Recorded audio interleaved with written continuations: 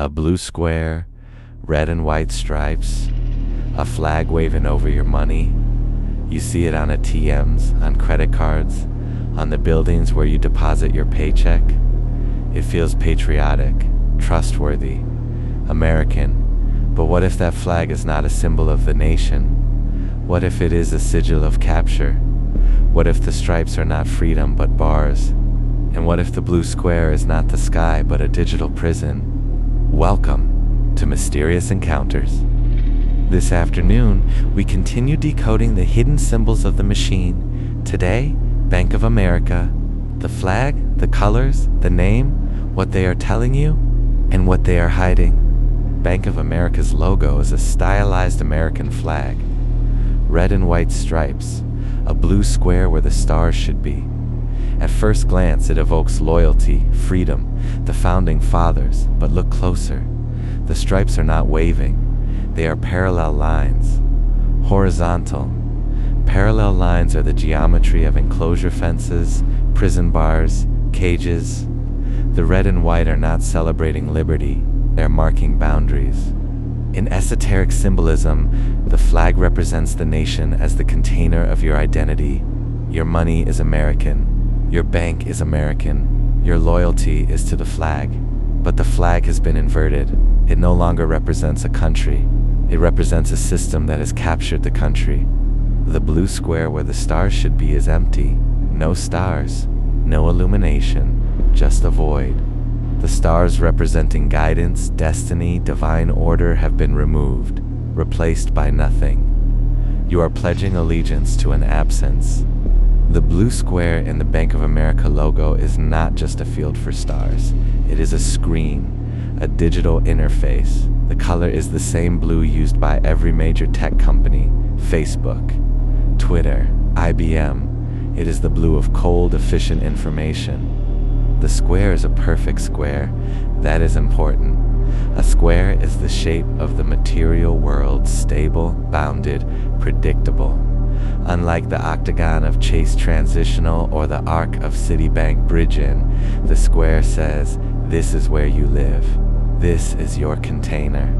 The square is also the shape of a smartphone screen. Bank of America's logo is a miniature representation of the digital cage you carry in your pocket. The blue square is your phone. The stripes are the apps. Your money flows through both. Red and white, red for blood, for danger, for energy. White for purity, for emptiness, for surrender. Together, red and white create a polarity. The machine wants you to see your relationship with it as a choice between two opposites: risk and safety, debt and savings, spending and holding. But both stripes are part of the same flag. Both are controlled by the same system. The stripes are also vertical. Vertical lines represent hierarchy. The bank sits above you. The dollars flow downward. The stripes are the channels through which your energy, your labor, your attention, your hope flows upward to the institution. Count the stripes. There are 4 of each. No, the logo has varying numbers, but traditionally the Bank of America flag has 13 stripes, like the American flag. 13 is the number of transformation, death, and rebirth. But here, the transformation is not liberation. It is the endless cycle. Earn, spend, borrow, repay. The name claims ownership of the entire country, not a bank, not First National, Bank of America. The implication: this institution represents the nation. To distrust the bank is to distrust your country. This is psychological warfare. They have wrapped themselves in the flag literally, so that questioning them feels like treason. In ancient times, temples claimed to represent the gods. To question the temple was blasphemy. Bank of America has done the same.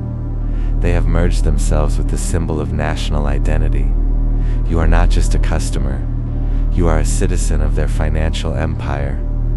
The name also omits any reference to the people. Not Bank of the People, not People's Bank, just America. The abstraction. The nation is brand. You do not own the bank. The bank owns the narrative of ownership. The blue square is empty, no stars. But negative space is not nothing, it is potential. The stars have been removed, but their absence is a promise. If you are loyal, if you obey, if you repay, you might earn a star, a reward, a credit score increase, a better interest rate. This is the gamification of finance. The stars are the achievements you never quite reach. The blue square is the screen that always shows you how far you have left to go. In mysticism, the stars are celestial guides. They represent destiny, direction, divine order.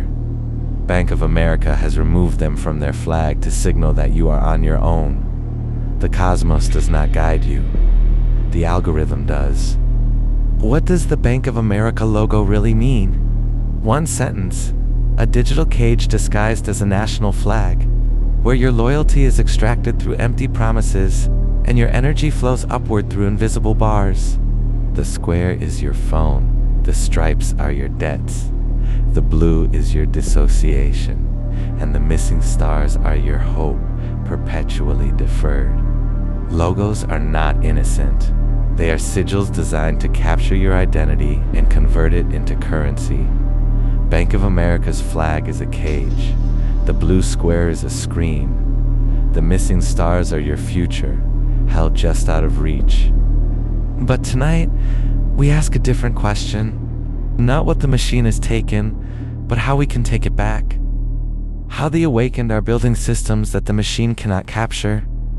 How the new harvest is not our despair, but our liberation. Tonight, on Mysterious Encounters, we explore the next phase.